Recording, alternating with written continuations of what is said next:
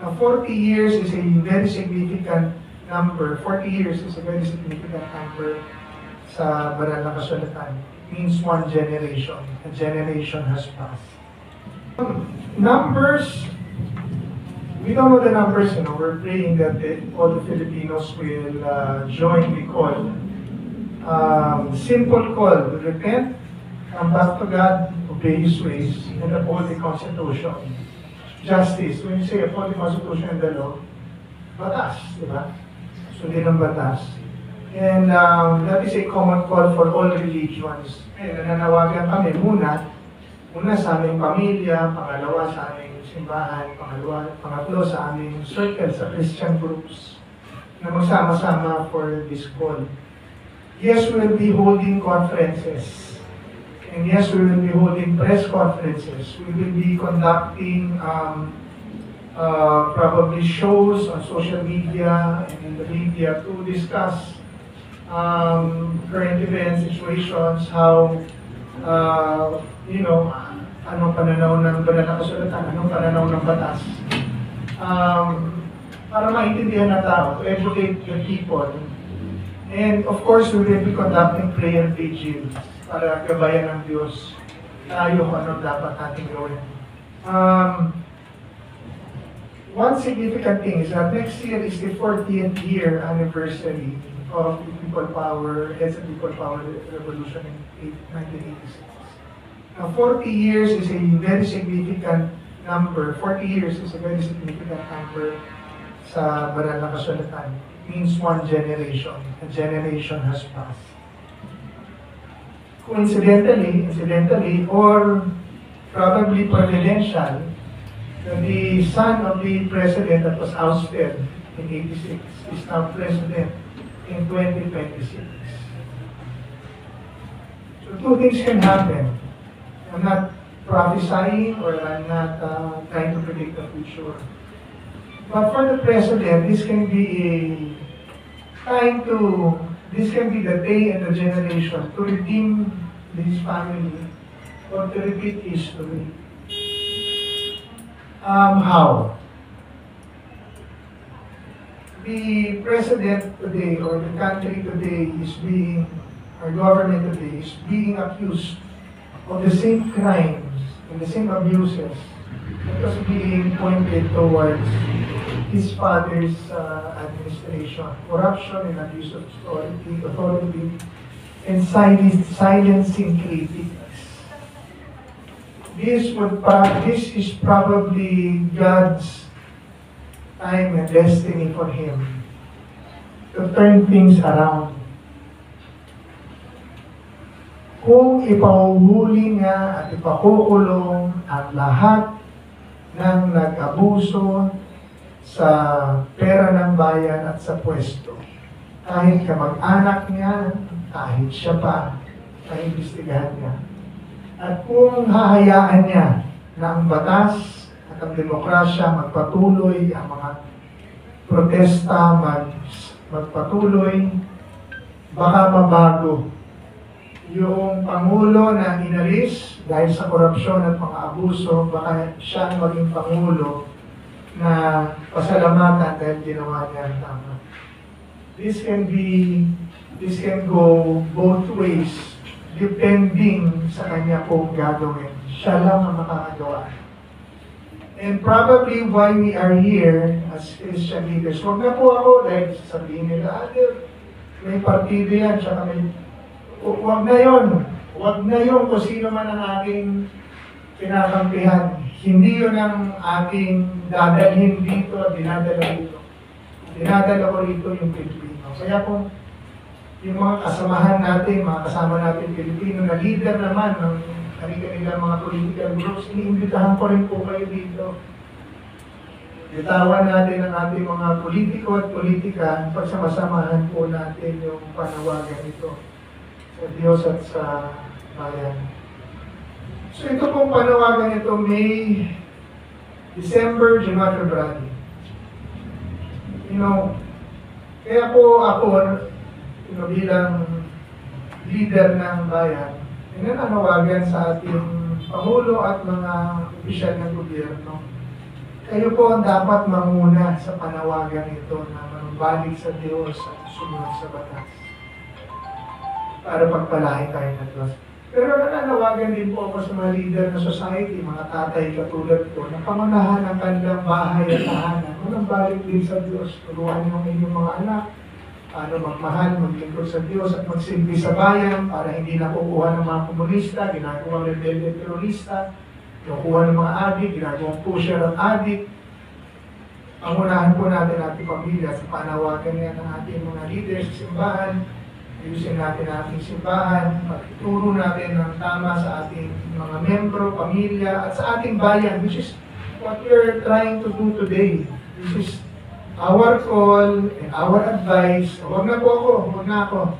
Pero advice ng mga Christian leaders sa ating mga leaders na dapat gawin para ang Diyos ay pagpalain tayo. Everyone is to blame. And none of us can save ourselves. We really need God to save us. Perfect po ang panahon ngayon, season, Pasko. Ang pinag-uusapan ngayon, dahil dumating ang Panginoong Jesus. And when He came 2,000 years ago, He came to a broken, corrupt, and killing world.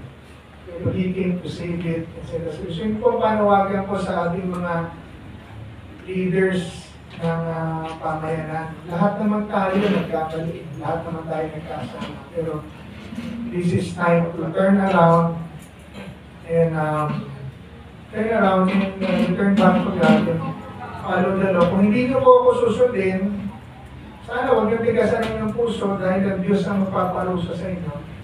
Kung hindi niyo ako susundin, nasabi ko ang dapat kong sabihin. So, yan po aking panawan. Go to the open forum, but before that, let me just Ask two questions. And please ask also, number one, sino ba ang may kasalanan sa ating bansa? Who caused the problem? Sino ang pwede natin sisihin? Is it President? Is it the Vice President? Is it the Senate President? The Justice? Is it media? Is it the voters who voted for these people? Sino may kasalanan? And number two, and my last question, marami ang problema, ano ang solusyon? What is the solution? And who can solve our problem? Okay, on that note, I would like to invite the two. Please give your comments. Thank you. Ang scripture kasi, ang Bible, bigyan ng advance sa sagot eh. Like ito, Proverbs 14 to 34, sabi, righteousness exalts a nation, but sin condemns any people. Ibig sabihin, ang unang tanong mo, Brother Rod, sino may kasalanan? Hindi ko may kasalanan ay lahat. Kasi inalaw natin. Whether inalaw natin ang sino man, mamuno, tayo ang bumoto, or inalaw natin na tayo ay masuhulan. Naging parang norm ang suhol sa bansa natin. Matitrace natin ito, probably mga 300 taon na lahat nasusuhulan. And so sabi ng Biblia, mula sa karunungan, galing Solomon, siya hari, magaling na politician. Ang sabi niya, kung gusto mong itayo ang bansa, itayo mo siya sa righteousness. So kung iaalaw natin ang kasinungalingan, mga SOPs na punong-puno ng bribe, pwede na sinasabi niya ganyan, yung mismo bribe na yun at SOPs na yun, i-condemn niya yung tao. Natanong, anong bansa ang may tatayo mo sa condemnation na galing sa unrighteousness? Hindi tayo makakabangan. So sinasabi ko, tayo lahat. Kaya nga sinasabi natin, baka pwede, katulad sa kay Josiah, si Josiah, pinuunahan niya ang national repentance. Ang hari ng Nineveh, sa maganda ni Jonah, narinig ang kanyang preaching, nung nakarating sa trono.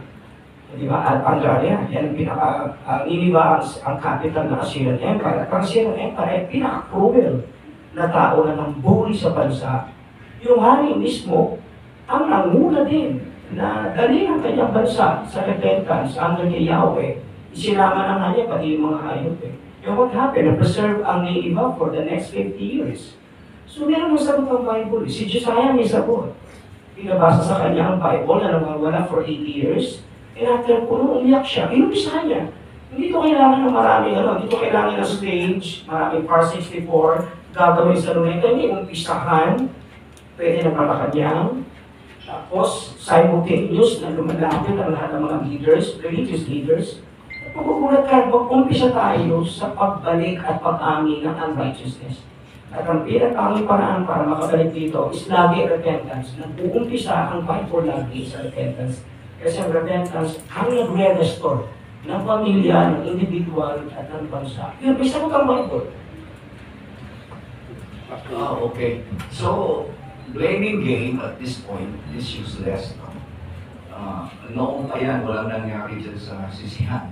Tandaan natin, nung sumuway si Eva at Adan sa Diyos, sinabi ng Diyos kay Adan, ano ginawa mo, Adan? Kinain mo ba yung pinagbabawal ko? Ano sagot ni Adan? Siya po eh. Yung babae kasi. So, blaming game is so old.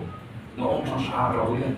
At nung tinanong ng Diyos yung babae, hindi ko alam kung babasa kayo ng Bible, but you can read it in the book of Genesis. Ganyan ang nangyari. Sabi ng Diyos sa babae, babae, ano ginawa mo? Sinisi niya yung ahas. Di ba? So sabi ng babae, yung ahas ko kasi. So, yung blaming game is as old as the human history. At walang nangyari doon. Wala talaga. Ngayon is too late kung sasabihin namin, sino ba may kasalanan? So, if you will ask me, no, as a pastor, alam nyo, hindi na ako tuturo. Ang may kasalanan talaga, church. Ang church ang may kasalanan. Bakit? Kasi ang church ang binigyan ni Lord ng assignment. You are the light and the salt. Wala magagawa ang presidente para ayusin ang problema. Hindi niya kaya yun. Right? Pamilya nga lang niya, hindi niya kaya.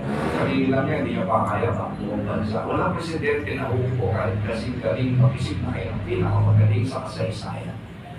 Hindi talaga sila ang solusyon. Church, you are the salt and the light. At besides, kaya po nagkaroon ng church dahil nga sa sitwasyon na beyond recovery. Politics, military, wala akong magagawa yun. Ang binigyan po talaga ng Diyos, the creator of the universe, na solve ang problem. At least, no, hindi naman yung perfection. Kundi yung, katulad sa Pilipinas, o tayo makailan sa ibang bansa, the only Christian nation in the Far East, kakahiya. Na tayo lang ang tayo sa isang Kristiyanong, quote-unquote, na bansa sa dulong silangan. Pero tingnan natin, di ba? Bakit ganito kabulok ang sistema?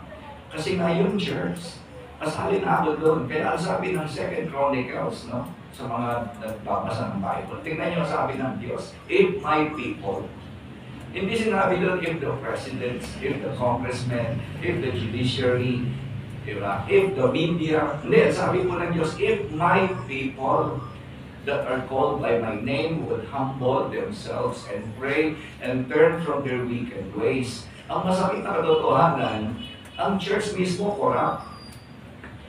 At kung ano ang simbahan, yun ang bansa. Not the other way around. Marami ko kilang pastor, tumatanggap na rin ng pera, galing sa mga politiko. Kaya paano yun? Mismo pastor, tumatanggap na ng pera. Ayuda, in the form of ayuda. Pero beholden na kasi siya. Kaya ako, modesty aside, hindi ko po ginawa yan. 32 years, di ako pumanggap kahit ng politiko sa aming city. Kaya dahil gusto ko itaas yung integrity ng mga ministers Kaya hindi naniniwala sa mga pastor, ang mga mayor, kasi tawag sa amin, solicitor general Blessing daw po. Blessing daw. Puro solicit. Pag nabalitaan yung mayor, papunta si pastor, natatago na Diba? Bakit sa Iglesia ni Cristo, taas ng credibility nila? Kasi kung makita mo, hindi sila tahimik. Hindi sila partisan, hindi na sila nagsabi ng Marcos resign sa Duterte. Nagsabi lang sila na sa loobin nila. At least, pinarinig nila yung boses nila. At nakakatakot sa church ko at sa katulad namin, tahimik. Kasi karamihan ng pastor, beholden Kaya, kakayaman ng inyo ng tawad sa Diyos in behalf of the pastors like me. Dapat linisin muna simbahan. Madilim na yung church, hindi na light, hindi na rin salt, kasi nakurap na mismo. Yun nga sabi ng Bible, if my people, tao ng Diyos ang sinasabi ng Panginoon, kapag ang mga pastor, ang mga simbahan na tinawag ko ay magpakumbaga, tumalikod sa kanilang kasamaan, Di ba nakakahiya kasi mismo mga Christian churches, pinasok na ng corruption. Nakapila kay mayor, pag-eleksyon, nagbabaliyahan sa ayuda. Ay grabe, sabi ko, hindi ka nakataka na ganito Pilipinas. So ako wala akong sisisihan, hindi sarili ko. Kaya ang church ko, hindi ako nag-judge sa ibang mga simbahan, wala akong panggitin na ibang yung church ko na lang. Kaya ang church ko na lang bilang pastor dito ng 32 years, yun ang aming value system. Kahit anong hirap, o kayo magbenta ng boto nyo. Kasi oras na tumanggap kayo ng boto, alipin na kayo ng politiko. Wala na kayong moral ground, wala moral high ground. Hindi ka na pwedeng magreklamo. Ba't ka magreklamo na masamang gobyerno? Binili mo na, pinagbili mo na yung boto mo. Sa church nagsimula po yan mga kapatid. Kaya kami nila, Chairman Greco, kaya ako sumama sa kanya. Hindi ako sanay, first time ko doon sa buong buhay ko na umupo sa ganitong press conference. But I think it's about time. Kasi hindi na mahaba ang buhay ko. May edad na rin po ako. No? Makapagkakataon ko na po ito na magsabi sa mga pastors na nanawagan ako hindi sa presidente, hindi sa Speaker of the House.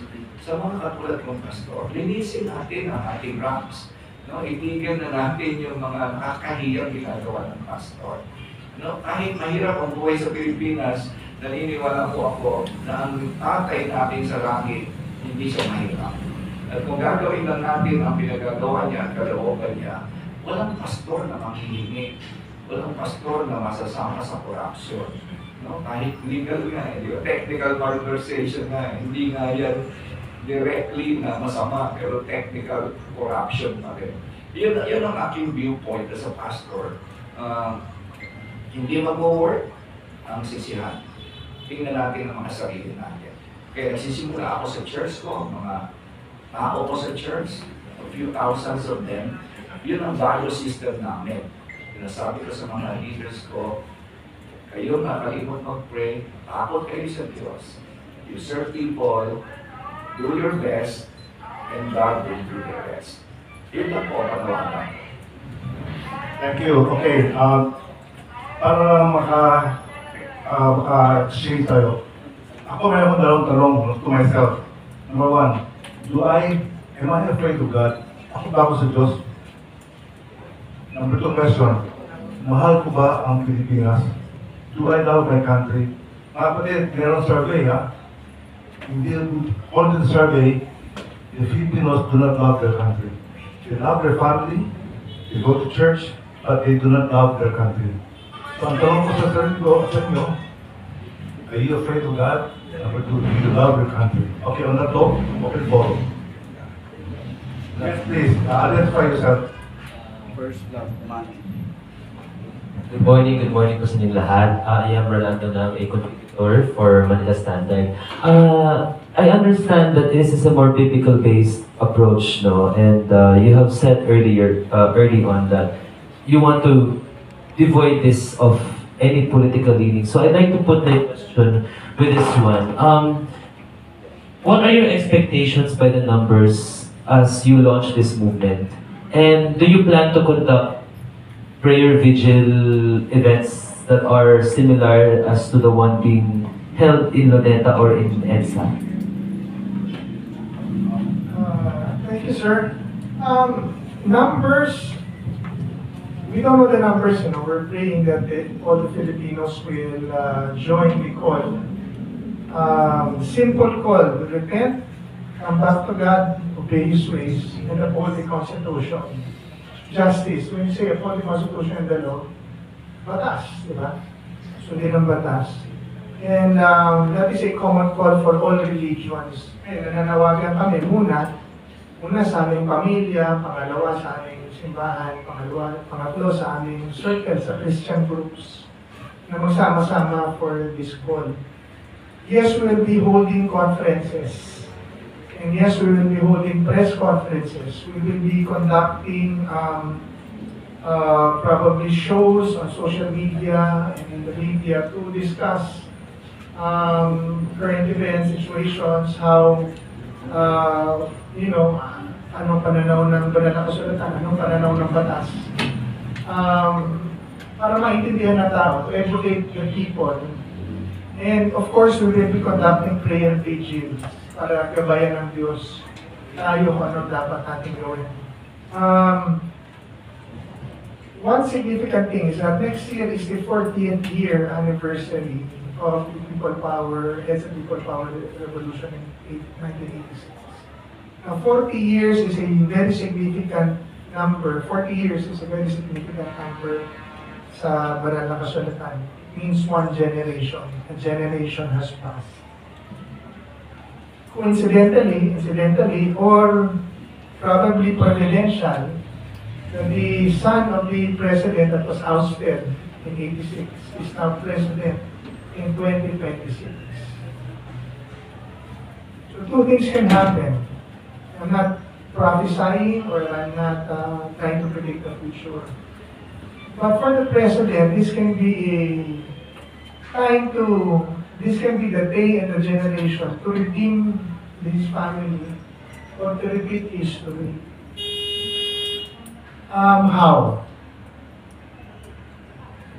The president today or the country today our government today is being accused of the same crimes and the same abuses that was being pointed towards his father's administration. Corruption and abuse of authority and silencing critics. This is probably God's time and destiny for him to turn things around.